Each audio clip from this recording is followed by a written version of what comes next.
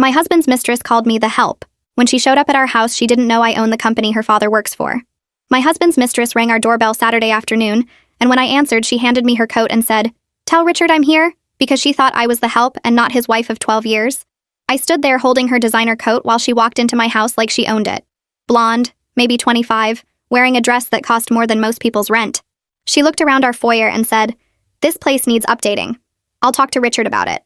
Richard is my husband. Was my husband. The man I built this house with, brick by brick, working 2 jobs while he finished medical school.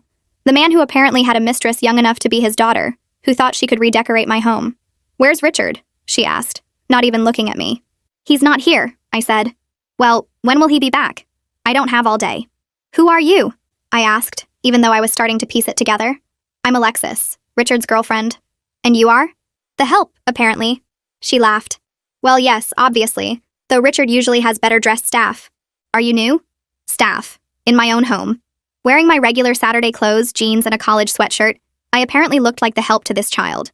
"I've been here 12 years, I said. 12 years? Richard's only lived here for 5. Try 12. She rolled her eyes. The help always exaggerates their tenure. "Just tell Richard I'm here. I'll be in the living room." She walked into my living room, sat on my couch, put her feet up on my coffee table. The coffee table Richard and I bought at an estate sale our first year of marriage. We finished it together in the garage. "Could you bring me some water?" she called out. "With lemon, not too much ice." I brought her water. "No lemon. Too much ice." She sighed like I'd personally offended her. "Is Richard training you?" "This is not how he likes things done." "How does Richard like things done?" "Properly, efficiently, with respect for his guests." "Are you a frequent guest?" "I'm here every Tuesday and Thursday when his wife is at work. Sometimes Saturdays if she's at her book club." "I don't have a book club. Haven't worked Tuesdays or Thursdays in 2 months since I changed my schedule." Richard didn't know about the change. "You seem to know a lot about his wife," I said. She laughed. "I know enough. Older, let herself go, boring. Richard's only with her for the convenience. Cheaper to keep her than divorce her, he says." "He says that?" "All the time. She trapped him young before he knew better. Now he's stuck with some frumpy woman who probably doesn't even know what Botox is." I touched my face unconsciously. 37 years old. Some lines, sure. But frumpy? "Richard deserves better," she continued. "Someone young, beautiful, who understands his needs. Not some housewife who probably thinks missionary is adventurous." "Maybe she works," I suggested. "Oh, please. Richard says she has some little job at a company. Probably a receptionist or something. Nothing important. My little job. Running the company I founded 8 years ago. The one with 200 employees. The one that pays for this house, Richard's car, his practice that's been hemorrhaging money for 3 years. Richard's practice must do well," I said. She snorted. "Between us? It's struggling. But that's what happens when you're too nice. He needs a woman who can push him to be ruthless. That wife of his probably encourages his soft side. Maybe she pays the bills while he figures things out. With her little salary? Please. Richard's the man. He provides." I went to the kitchen, pulled out my phone. Richard was at his golf club. Saturday routine, never changed. I texted him to come home immediately. Emergency with the house. He texted back that he was in the middle of a game. I texted that the ceiling in his office had collapsed. He'd be home in 15 minutes. I went back to Alexis. "Richard's on his way." Finally. I've been waiting to surprise him. "We're going to Cabo next week. I booked the villa and everything. Cabo's nice. Expensive. Richard's paying, obviously. He always pays. That's what real men do." "How long have you two been together?" 6 months. Best 6 months of my life. He buys me everything I want. Takes me to the best restaurants. Nada. Did you know he spent $8,000 on my birthday necklace? I did know, because I saw the credit card statement, from our joint account, that I fill with my little salary. "That's generous," I said. "He's very generous. With the right woman. His wife probably gets grocery store flowers and dinner at chain restaurants. Probably." Richard's car pulled up. He walked in looking panicked about his office ceiling. Saw Alexis first. His face went white. Then he saw me. Went whiter. "Richard!" Alexis jumped up. "Surprise! I came to see you." "Alexis, what are you doing here?" "Visiting you, silly. Your help let me in. Though she's not very good. You might want to replace her." "My help?" He looked at me. I smiled. I kept my smile steady while watching Richard's face shift through at least 5 different expressions in about 3 seconds. His mouth opened like he wanted to say something, then closed again when nothing came out. He looked at Alexis, then back at me, then at Alexis again, and I could actually see his brain working overtime trying to figure out which lie might save him. His hand came up to loosen his tie, even though it wasn't tight, and he took this weird half-step backward like his body wanted to run, but his legs wouldn't cooperate. Alexis was still standing there with this big smile on her face, completely missing the panic radiating off Richard like heat waves off asphalt in summer. She started to move toward him for a hug or something, but then she caught his expression and stopped mid-step. Her smile faltered just a little bit, and she glanced over at me with this confused look, like she was trying to figure out why Richard wasn't happy to see her. I watched her eyes move down to my left hand where my wedding ring sat, the same ring Richard put on my finger 12 years ago when we got married in that little courthouse ceremony, because we were too broke for anything bigger. The ring caught the light from the window, and I saw Alexis stare at it for a solid 3 seconds, before her brain started making connections. She looked back at Richard, then at me again, and her face went through this slow-motion realization that would have been funny if it wasn't happening in my living room. Richard finally found his voice, and it came out all scratchy and weird. He said I was his business manager, that I handled the house finances and helped with paperwork, and he was talking really fast, like speed would make the lie more believable. Alexis looked relieved for maybe 3 seconds, her shoulders relaxing and that confident smile starting to come back. I held up my left hand so the ring was right in her line of sight, and said very clearly that I was his wife of 12 years, the one she'd been talking about for the past 20 minutes while I brought her water with too much ice. The color drained out of Alexis's face so fast I thought she might actually pass out right there on my hardwood floors. Her eyes went huge and her mouth opened into this perfect O shape, and she literally stumbled backward until she hit the doorframe between the foyer and living room. She grabbed onto the frame with one hand to keep from falling, and her designer purse slid off her shoulder and hit the floor with this expensive-sounding thunk that echoed in the sudden silence. I could see her trying to process what I'd just said, her eyes darting between my face and my ring and Richard's guilty expression. Her breathing got faster and her free hand came up to her throat like she couldn't get enough air. Richard started to move toward her, but I held up my hand and told them both to sit down in the living room because we were going to have a conversation like adults. My voice came out calm and steady even though my heart was beating, so hard I could feel it in my ears. Richard opened his mouth to argue, probably to say this wasn't a good time or we should talk privately or some other excuse, but something in my face made him shut up immediately. He walked over to the couch and sat down on the edge like he might need to run at any second. Alexis followed him like she was in a trance, moving slow and careful like the floor might open up and swallow her. She sat on the opposite end of the couch from Richard, as far away as she could get while still being on the same piece of furniture. I stayed standing because sitting felt like giving up some kind of advantage I didn't want to lose. I looked at Alexis and told her to tell me everything about her relationship with Richard, and she immediately turned to look at him like he could give her permission or tell her what to say. Richard was staring down at his hands in his lap, picking at his thumbnail the way he does when he's nervous. Alexis's mouth opened and closed a few times before any sound came out, and when she finally started talking, her voice was shaky and small. She said they'd been together for 6 months, that they met at some hospital fundraiser where Richard was trying to drum up referrals for his practice. She said Richard told her he was unhappily married to someone who didn't understand him, who was boring and old and didn't appreciate what a good man he was. Her voice got even quieter when she said that last part, like she was starting to realize how stupid it sounded now. Richard tried to interrupt with some apology or excuse, his head coming up and his mouth opening, but I cut him off before he could get a word out. I asked Alexis about the money, about all the things Richard bought her, and I kept my voice steady and calm like I was asking about the weather. Alexis listed everything in this small, scared voice that was nothing like the confident tone she'd used when she thought I was the help. She talked about dinners at restaurants I'd never even heard of, places downtown with names in French or Italian that probably cost more per meal than most people spend on groceries in a week. She mentioned the $8,000 necklace for her birthday, shopping trips where Richard bought her shoes and purses and clothes, weekend trips to beach resorts a few hours away. Then she said the Cabo trip she'd booked, a villa that cost $12,000 for the week, and Richard had told her not to worry about the cost because he wanted to treat her right. Her voice cracked on that last part, and I saw tears starting to form in her eyes. I pulled out my phone and opened our banking app, pulling up the credit card statements I'd been looking at for the past month trying to figure out where all our money was going.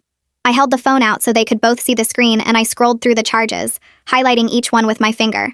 Dinner at some place called Le Bernardin, $470. Jewelry purchase at Tiffany, $8,200. Hotel room at the Ritz, $600 for one night. Alexis went pale again as she watched me scroll through charge after charge, and I could see her doing math in her head, adding up all the money Richard had spent on her over 6 months. She turned to Richard and asked if this was true, if he'd really been spending his wife's money on her, and her voice cracked hard on the last word like it was physically painful to say. Richard tried to explain that it was complicated, that his practice had been having some rough years, and he was going to pay it all back once things turned around. I interrupted him before he could finish and said his practice had lost money for 3 straight years running, that I'd been covering the losses out of my salary while he pretended to be some successful doctor who could afford a mistress. Alexis's hand came up to her mouth and she made this small sound like she might be sick. I told her that I'd been covering Richard's practice losses, his car payment, this mortgage, basically everything in our lives while he was playing sugar daddy with my income. I said every gift he gave her, every dinner, every hotel room, every single thing came from money I earned at my company, the little job she'd made fun of earlier. Alexis looked like she might actually throw up right there on my couch, and honestly, I didn't blame her because her whole fantasy about Richard being this generous, successful man who could take care of her had just shattered into a million pieces. Richard was still staring at his hands, and I noticed his face had gone red, not from embarrassment but from anger, like he was mad that I was telling Alexis the truth about our finances. Alexis started crying for real now. Not pretty tears, but ugly sobs that made her mascara run down her face in black streaks. Alexis wiped at her face with the back of her hand and smeared black makeup across her cheek. She looked at Richard, and then at me, and something seemed to click in her brain because she suddenly sat up straighter on the couch. She asked Richard about her father and said he promised to help with her dad's career advancement. Richard's face got even redder and he shifted in his chair but didn't say anything. I asked what her father's name was, and Alexis said Knox Mercado without looking at me. My stomach dropped hard because I knew exactly who Knox Mercado was. He worked in my company's operations department and had been there for 4 years doing decent work, but nothing that stood out as special or promotion-worthy. I turned to Richard and asked if he really promised to influence Knox's career at my company.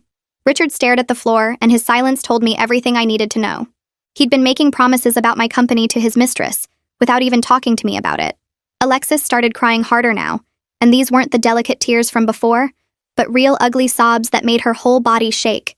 She called Richard pathetic, and asked how much of what he told her was actually true. Richard just sat there looking at his hands like they might have answers written on them. I stood up and told Alexis she needed to leave my house right now. She didn't argue like I expected, but just grabbed her designer purse off the coffee table and picked up her coat from where I'd left it on the chair. She walked to the front door and I followed her to make sure she actually left. Alexis paused with her hand on the doorknob and turned back to look at me. She said she was sorry and that she didn't know I was real. It was such a strange thing to say that I almost laughed because of course I was real. She opened the door and walked out to her car, and I watched her drive away before I closed the door and locked it. When I turned around, Richard was standing right there trying to reach for my arm. I stepped back fast and told him not to come near me. He started talking really fast about how the affair meant nothing, and how he loved me and how he would end it completely, so we could work through this together. His words ran together like he thought if he talked fast enough I might believe him. I held up my hand to stop him and asked how long he'd been lying to me about everything. Not just about Alexis, but about the practice and the money and those Tuesdays and Thursdays. Richard's face changed and he looked down at the floor again. He admitted the practice had been struggling longer than 3 years. He said it was more like 5 years, and he didn't know how to tell me. 5 years of lying about his business while spending my money to keep it afloat. Richard said he felt emasculated by my success, and that everyone in our social circle knew his wife was the breadwinner while he was the failed doctor. I reminded him that I worked 2 jobs to put him through medical school. I built my company from nothing while supporting his dream of becoming a doctor. This was how he repaid me for 12 years of supporting him. Richard tried to interrupt, but I kept talking over him. I told him to pack a bag and leave tonight. He could stay at a hotel or with a friend, but he needed to be gone within 1 hour. Richard said it was his house too, and he had a right to stay here. I reminded him my name was the only one on the deed because my money paid for every single brick in this house. He opened his mouth and closed it and opened it again, but no words came out. I pointed at the stairs and told him to start packing. Richard walked upstairs and I heard his footsteps on the floor above me. I went to the kitchen and pulled out a bottle of wine from the rack. I poured myself a large glass and sat at the kitchen table trying to process that my 12-year marriage just fell apart in my living room. The house was quiet, except for Richard moving around upstairs, opening drawers and closet doors.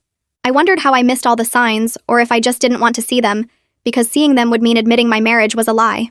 I heard Richard's footsteps coming down the stairs and he appeared in the kitchen doorway with a suitcase in his hand. He set it down and tried one more time to apologize. He said he would do anything to fix this and make it right. I took a drink of my wine and told him the only thing he could do right now was leave and give me space to think. I said we would talk through lawyers from now on, and he shouldn't contact me directly. Richard picked up his suitcase and walked to the front door. I heard it open and close, and then his car started in the driveway. The engine sound faded as he drove away, and I sat alone in my kitchen with my wine. The glass felt heavy in my hand, and I set it down on the table because my fingers were shaking. The house was so quiet I could hear the refrigerator humming in the corner and the clock ticking on the wall. I sat there for maybe 10 minutes just staring at nothing before the tears started. Not the pretty crying you see in movies, but the ugly kind where your face gets red and your nose runs and you can't catch your breath. I cried for every lie Richard told me over 12 years. I cried for working 2 jobs while he went to medical school and thinking we were building something together. I cried for every time I covered his practice losses and believed him when he said things would get better. I cried for being so stupid that I didn't see what was happening in my own house on Tuesdays and Thursdays. The worst part was knowing he stayed with me because leaving would cost him money, not because he loved me or even liked me. I was just convenient, a bank account with a heartbeat. I sat at that kitchen table until almost midnight crying and drinking wine until the bottle was empty and my eyes were so swollen I could barely see. The next morning my head hurt and my face looked terrible in the bathroom mirror. I splashed cold water on my eyes and tried to make myself look normal, but there was no hiding that I'd spent half the night crying. I made coffee and sat at the kitchen table again, this moment staring at my phone. I needed to talk to someone who would understand, someone who knew me before Richard and would still know me after. I called Geeta at 7 in the morning even though it was Sunday. She answered on the second ring and I started crying again just hearing her voice. She asked where I was and I said home and she said she'd be there in 20 minutes. Geeta showed up 17 minutes later with a bag of bagels and cream cheese and her own travel mug of coffee. She took one look at my face and pulled me into a hug right there in the doorway. We sat at my kitchen table and I told her everything while we ate bagels I couldn't really taste. I told her about Alexis showing up and thinking I was the help. I told her about the $8,000 necklace and the Cabo trip. I told her about Richard spending my money on his girlfriend for 6 months while telling her his wife was just some boring woman with a little job. Geeta got angrier as I talked, her face getting red and her hands gripping her coffee mug so hard I thought it might break. She asked if I knew Knox Mercado was Alexis's father. I stopped mid-bite and stared at her because that name was familiar, but I couldn't place it at first. Then it hit me and I felt sick all over again. Knox worked in our operations department, had been there for 4 years, always quiet and professional. I never knew he had a daughter because we didn't talk about personal stuff much at work. Geeta leaned forward and said we needed to be careful about how this affected the company. If Knox found out what happened, if other employees found out, it could create problems we didn't need right now. I knew she was right, but part of me wanted to fire Knox just for being related to Alexis. Geeta saw my face and reminded me that Knox didn't do anything wrong, that punishing him for his daughter's choices would be unfair and probably illegal. She said we should keep this quiet for now and handle it professionally if it became a work issue later. I agreed even though it felt wrong that Knox got to keep working at my company while his daughter was sleeping with my husband. I spent the rest of that weekend in my home office going through every financial record I could find. Bank statements, credit cards, loan documents, everything. The more I looked, the worse it got. Richard had been hiding credit card statements in his car. I found them when I went looking for the insurance papers. 3 different cards I didn't know about, all maxed out, all in both our names. Cash advances totaling almost $30,000 over 2 years. I found a loan application for his medical practice where someone had forged my signature, and the handwriting looked close enough to mine that I had to compare it to real documents to be sure it wasn't me. Richard had taken out a $75,000 loan using our house as collateral, and I never knew about it. Every page I looked at made me feel more stupid for trusting him. How did I miss this? How did I not notice thousands of dollars disappearing? But I knew how. I was busy running my company, working 60-hour weeks, and I trusted my husband to be honest about money. I trusted him with everything, and he used that trust to rob me blind while sleeping with someone young enough to be his daughter. Monday morning, I was at my desk at 6 making calls before anyone else got to the office. I needed the best divorce lawyer in the city, and everyone said that was Palmer Hendricks. Her firm's website said she specialized in high net worth divorces and had a reputation for being tough. I called her office at 8 when they opened and got an assistant who sounded bored. I explained I needed an emergency appointment for a divorce, and the assistant said Palmer was booked solid for the next 3 weeks. I gave my name and mentioned my company name, and the assistant's tone changed completely. She put me on hold, and when she came back, it was Palmer herself on the phone. Palmer's voice was sharp and professional, and she asked what made this an emergency. I told her my husband had been having an affair for 6 months, spending marital assets on his mistress, and hiding financial information including forging my signature on loan documents. Palmer was quiet for maybe 3 seconds, and then said she could see me that afternoon at 3. I said I'd be there, and she gave me the address of her office downtown in the financial district. Palmer's office was on the 40th floor of a glass tower that reflected the whole city. The lobby had marble floors and modern art on the walls, and a receptionist who looked like she belonged in a fashion magazine. I gave my name, and the receptionist smiled and said Palmer was expecting me. She led me down a hallway with floor-to-ceiling windows and into a corner office that had views of the river and the skyline. Palmer stood up from behind a huge desk made of dark wood and shook my hand. She was maybe 50 with sharp gray eyes and a black suit that probably cost more than my car payment. Her handshake was firm, and she gestured for me to sit in one of the leather chairs across from her desk. She had a legal pad ready and a pen in her hand, and she looked at me like she could see right through any lies I might tell. I liked her immediately. Palmer asked me to tell her everything from the beginning, and she didn't interrupt once while I talked. She just took notes on her legal pad, her pen moving fast across the paper, and her face stayed neutral even when I got to the parts about the money. I pulled out the folder I'd brought with all the financial records I'd found over the weekend. Credit card statements showing charges at expensive restaurants and jewelry stores, bank statements showing cash advances, the loan application with the forged signature. Palmer went through each page carefully, sometimes making notes, sometimes taking photos with her phone. When she finished, she looked up at me and said, "Richard's spending of marital money on an affair was called wasting marital assets, and it would help my case a lot in divorce court." She explained that judges didn't like it when one spouse used shared money to fund an affair, especially when the amounts were this large. Palmer said we could probably get me a bigger share of everything because Richard had wasted so much of our money on Alexis. I felt something loosen in my chest hearing that. Like maybe I wasn't completely powerless in this situation after all. Palmer asked about my company and whether Richard had any ownership in it. I explained I'd founded the company 8 years ago before we got married, and I'd kept it completely separate. Richard's name wasn't on any company documents. He had no equity, no ownership stake, nothing. Palmer actually smiled for the first time and said that was very smart of me. She explained that in many divorces, the biggest fights were over business assets. But since I'd kept my company separate and started it before marriage, Richard had no claim to it at all. I felt relief wash over me because my company was everything I'd built, and the idea of Richard getting any part of it made me want to throw up. Palmer made a note on her legal pad and said we'd make sure the divorce papers were very clear that the company was mine alone, and Richard had zero rights to it. We talked about Richard's medical practice next, and Palmer's face got serious again. She explained that even though the practice was in Richard's name, any debts he took on during our marriage were probably marital debts. That meant I might be responsible for half of whatever money his practice owed, even in a divorce. I felt my stomach drop because I knew his practice was drowning in debt. Over $100,000 easy, maybe more. Palmer saw my face and said we'd need to look at all the practice financials to see exactly what we were dealing with.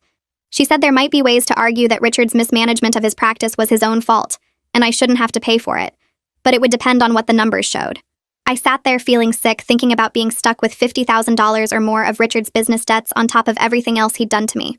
Palmer leaned back in her chair and said we needed to hire someone to go through all our financial records with a fine-tooth comb.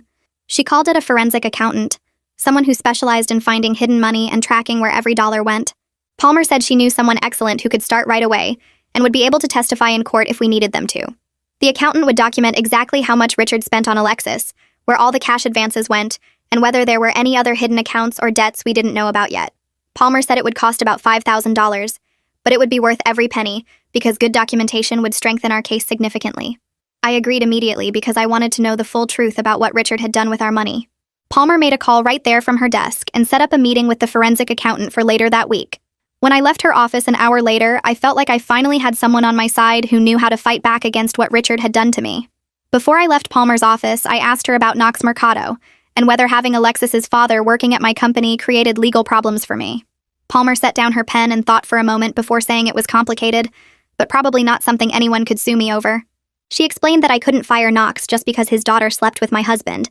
That would be discrimination based on family relationships and could open me up to a wrongful termination lawsuit. Palmer said I should talk to my HR department right away and make sure we documented everything carefully, so nobody could claim I was treating Knox differently because of what Alexis did. I thanked her and left feeling like every part of my life was turning into a legal minefield where one wrong step could blow up in my face. Back at my office the next morning, I scheduled a private meeting with Corey Brandt, our head of HR. Corey had been with the company for 6 years, and I trusted him to handle sensitive situations without spreading gossip through the building. I closed my office door and explained that I was going through a divorce, and there might be workplace complications I needed his advice on. Corey pulled out a notepad and listened without interrupting, as I told him my husband had been having an affair with an employee's daughter. I didn't use names at first, just laid out the basic situation, and asked what I needed to do to protect both myself and the company. Corey's face stayed professional, but I could see sympathy in his eyes as he said we needed to be extremely careful about how we handled the employee's status. He explained that we couldn't punish someone for their family member's actions. That would be discrimination, and could result in a lawsuit the company would probably lose. Corey said the best approach was to document everything and treat the employee exactly like we would treat anyone else, addressing only actual performance issues if they came up. I took a breath and told Corey the employee was Knox Mercado in operations. Corey nodded and pulled up Knox's personnel file on his laptop, scrolling through performance reviews and attendance records. After a few minutes, he looked up and said, Knox had been a solid employee for 4 years with no disciplinary issues and consistently good performance ratings. Corey explained that this actually made the situation harder because I couldn't justify firing Knox or moving him to a different position without a legitimate business reason. If I did anything that looked like retaliation for his daughter's affair with my husband, Knox could sue both me personally and the company. I felt frustrated because part of me wanted Knox gone so I wouldn't have to see him every day and be reminded of what his daughter did. But I understood Corey was right about the legal risks. Corey closed Knox's file and said we should document this conversation and create a plan for how to handle any issues that might come up. He suggested we treat Knox exactly as we would any other employee, evaluating him only on his work performance and behavior at the office. If Knox's performance suffered, or if he created problems because of the situation with Alexis and Richard, we would address those issues through normal HR channels with everything documented. Corey said we couldn't preemptively punish Knox for something his adult daughter chose to do, even though I had every right to be angry about the whole situation. I agreed with Corey's approach even though it felt unsatisfying, and he made notes about our meeting for the HR file in case we ever needed to prove we handled everything properly. That evening, I was sitting at home going through more financial records when my phone buzzed with a text from Richard. He asked if we could talk because he wanted to explain everything and try to work things out. I stared at the message for a long moment before remembering Palmer's instruction that all communication should go through her office now. I forwarded Richard's text to Palmer without responding to him and let her handle whatever he wanted to say. Palmer texted back 20 minutes later saying she would contact Richard's lawyer and remind him that direct communication with me was not appropriate during divorce proceedings. The forensic accountant Palmer recommended showed up at my house 2 days later carrying a briefcase and wearing glasses that made her look like a librarian. Her name was listed on her business card, but Palmer had warned me she had the personality of a detective and wouldn't stop digging until she found everything. I showed her to Richard's home office and gave her access to all our financial records, bank statements, credit card bills, and tax returns from the past 5 years. She sat up at Richard's desk with her laptop and calculator and got to work while I tried to focus on my own work in another room. 6 hours later, she called me back into the office and showed me what she had found. The accountant had discovered things even I had missed during my own review. Small cash withdrawals that added up to thousands of dollars, mysterious transfers to accounts I didn't know existed, and a pattern of spending that clearly showed Richard had been planning and funding his affair for longer than 6 months. She had spreadsheets color-coded by category showing exactly where every dollar went, and the total amount Richard spent on Alexis was even higher than I thought. Wednesday afternoon, my assistant told me Knox Mercado had requested a meeting through proper channels. I asked Corey to sit in as the HR representative, and we met in one of the small conference rooms instead of my office. Knox walked in looking uncomfortable in a dress shirt and tie, more formal than his usual work clothes. He sat down across from us and thanked me for taking the time to meet with him. Knox said he wanted to address something directly, and asked if his daughter's involvement with my husband would affect his position at the company. I could see him gripping the edge of the table, and his face was tight with stress as he waited for my answer. I told Knox honestly that what happened between Richard, Alexis, and me was a personal matter separate from his employment. I explained that his job performance was what mattered at this company, and as long as he continued doing good work, his position was secure. Knox's shoulders dropped with visible relief, and he thanked me for being professional about the situation. Then his face changed, and he said Alexis had told him everything about what happened at my house, how she thought I was the help and said terrible things about me. Knox said he was horrified by his daughter's behavior and ashamed that he raised someone who could treat another person that way. Knox looked down at his hands and said he tried to raise Alexis better than this, that her mother died when she was only 8 years old, and maybe he spoiled her too much trying to make up for losing her mom. He said he gave Alexis everything she asked for because he felt guilty about her growing up without a mother, and now he could see that he created a spoiled young woman who thought she could take whatever she wanted without caring who she hurt. I felt an unexpected flash of sympathy for Knox sitting there talking about his dead wife and his regrets about raising his daughter. But I kept my professional mask in place and told him again that his position at the company was secure, that I appreciated him coming to talk to me directly, and that we should all just focus on moving forward. Knox thanked me one more time and left the conference room, and Corey made notes about the meeting for the HR file. That night, Richard started calling me from different phone numbers after I blocked his cell. I didn't answer any of the calls, but he left voicemails that I listened to later. The messages cycled between apologetic and angry, with Richard begging me to talk to him in one voicemail and then accusing me of overreacting and trying to destroy his life in the next. I saved every voicemail like Palmer told me to and forwarded them all to her email. The next morning, Palmer called and said she was sending Richard's lawyer a formal cease and desist letter, telling him to stop contacting me directly. She said if Richard kept calling after receiving the letter, we could use it as evidence of harassment, and it would only make him look worse when we got to court. 2 weeks later, the forensic accountant came back to Palmer's office with her full report, and I sat across from her while she walked me through every single transaction. She had spreadsheets color-coded by category, and the red sections for Alexis' spending covered 3 full pages. $60,000 in 6 months broken down into dinners at restaurants I'd never heard of, jewelry purchases, designer clothing stores, a weekend trip to Miami, and the $12,000 Cabo villa Richard prepaid in full. The accountant showed me receipts for $800 dinners where Richard ordered bottles of wine that cost more than our monthly grocery budget. She found charges at luxury hotels in our own city, places Richard told me he was attending medical conferences when really he was spending my money on hotel rooms 20 minutes from our house. The accountant's voice stayed professional and calm while she destroyed my marriage with numbers and dates and credit card statements. Palmer took notes and asked questions about specific transactions, building her case piece by piece.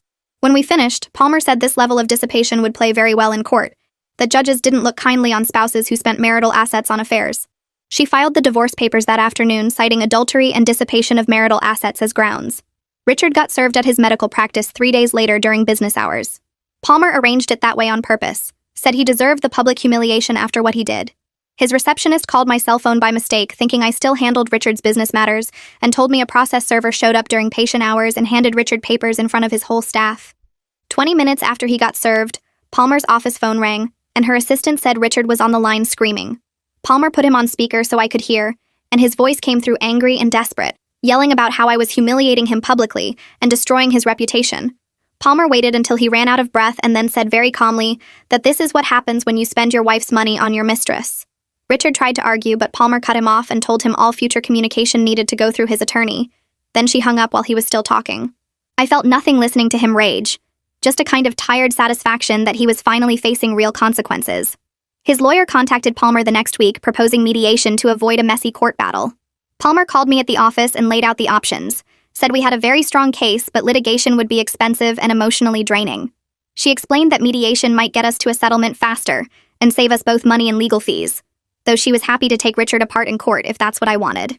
I thought about sitting through a trial, having our whole marriage picked apart in public, listening to Richard's excuses in front of a judge.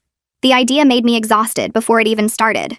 I told Palmer I'd try one mediation session, and if it didn't work, we'd go to court. She said that was smart, that we could always litigate later if Richard wasn't reasonable. The mediation happened 2 weeks later in a conference room at a neutral office building downtown.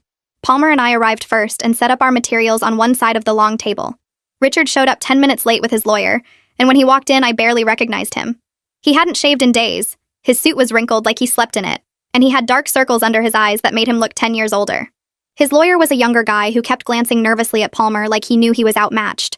We all sat down, and I looked at Richard across the table and felt nothing but bone-deep exhaustion. This man I'd spent 12 years with, worked 2 jobs to support through medical school, built a whole life around, and now he was just a stranger who'd stolen from me. The mediator was a woman in her 50s who explained the ground rules and asked us each to share our perspective on the marriage and divorce. Richard went first, and I watched him try to make himself the victim. He said I was always working, that my success made him feel small and inadequate, that he needed someone who made him feel important and masculine. He actually said Alexis made him feel like a man in ways I never did, like our 12 years together meant nothing because I had the nerve to be successful. The mediator's face stayed neutral, but I saw her eyebrow twitch when Richard blamed me for his affair. His lawyer looked uncomfortable and kept trying to steer Richard toward more reasonable talking points. But Richard was on a roll about how hard it was married to someone more successful than him. When Richard finally stopped talking, the mediator turned to me and asked for my perspective. I didn't yell or cry or do any of the things Richard probably expected. I just laid out the facts in the same calm voice I used in business meetings. I told the mediator I supported Richard through medical school, working 2 jobs while he studied. I explained that I founded my company 8 years ago, and it now employs 200 people. I walked through how Richard's medical practice had been losing money for 3 years, and I covered every loss without complaint. I described paying our mortgage, his car payment, our entire lifestyle while he played pretend sugar daddy with my money. I mentioned the $60,000 he spent on his mistress in 6 months, money that came from our joint account that I filled with my salary. The mediator's face said everything about who she believed, and Richard's lawyer started looking through his notes like he was searching for some way to salvage this. Palmer opened her folder and pulled out the forensic accountant's report. She walked the mediator through the findings, every number documented and verified. $60,000 on the affair broken down by category. Another $150,000 in practice losses I covered over 3 years. The house, both cars, our savings, all funded primarily by my income. Richard's lawyer visibly winced when Palmer got to the total amount of marital assets Richard had dissipated, or that my income had funded. His face went red and he asked for a 15-minute break to consult with his client. Palmer agreed and they left the conference room while we stayed behind. When they came back, Richard looked defeated in a way I'd never seen before. His shoulders slumped and he wouldn't meet my eyes. His lawyer cleared his throat and proposed a settlement. Richard would keep his medical practice and all its debts. I would keep the house and my company. We'd split other marital assets 60-40 in my favor as compensation for his dissipation. Palmer didn't even blink before she countered. 70-30 split and Richard pays my legal fees, which had reached about $15,000 so far. Richard's lawyer tried to negotiate, said 65-35 was more reasonable, but Palmer just sat there unmoved and said 70-30 plus fees was her only offer. She reminded them we had documentation for everything, and a judge would likely be even less generous to Richard after seeing how he spent marital funds. Richard's lawyer looked at Richard, and Richard just nodded once like he'd given up. He knew we'd destroy him in court with the evidence we had. Palmer pulled out the settlement agreement she'd drafted in advance, confident we'd reach this point. She walked through the terms while Richard's lawyer took notes. The settlement included very specific language that Richard had no claim to my company. Not now and not ever, regardless of any future growth or success. He had to refinance all his practice debts in his name only within 6 months. If he couldn't get refinancing, he had to sell the practice and use the proceeds to pay me back for the losses I'd covered over the years. Palmer had thought of everything, every possible way Richard might try to come after my money later. His lawyer read through the agreement carefully, and I could see him realizing there was no way out, that we had Richard completely boxed in. Richard signed without reading it himself, just trusted his lawyer's assessment that this was the best deal he was going to get. Palmer slid the settlement agreement across the table and handed me a pen. I signed my name on every marked line, the pen scratching across the paper with a sound that felt final and strange. Richard signed his pages without reading them again, just mechanical movements like he was signing away something he didn't care about anymore. The mediator witnessed our signatures and collected the documents, saying she'd file them with the court that afternoon. Palmer told me the 60-day waiting period started today, and the divorce would be final exactly 2 months from now. Richard stood up when the mediator left the room and moved toward me with his hand reaching out. He said we should talk privately, that there were things he needed to explain, but I grabbed my purse and walked past him without looking at his face. Palmer followed me out, and I heard Richard calling my name behind us, but I kept walking down the hallway to the elevator. The building lobby felt too bright after the dark conference room, and I stood outside on the sidewalk taking deep breaths of cold air. Palmer squeezed my shoulder and said I did well in there, that the settlement was fair and protected my interests completely.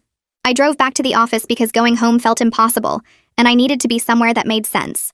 Geeta was in her office when I got back, and she took one look at my face and closed her door. I sat in the chair across from her desk and told her everything about the settlement, the 70-30 split, Richard keeping his failing practice, me keeping the house and company. She said it was a good outcome, that Richard got what he deserved. But then she leaned forward and said, I seemed too calm about everything. She told me I was acting like I'd just closed a business deal instead of ended my marriage, and she was worried I was holding everything inside.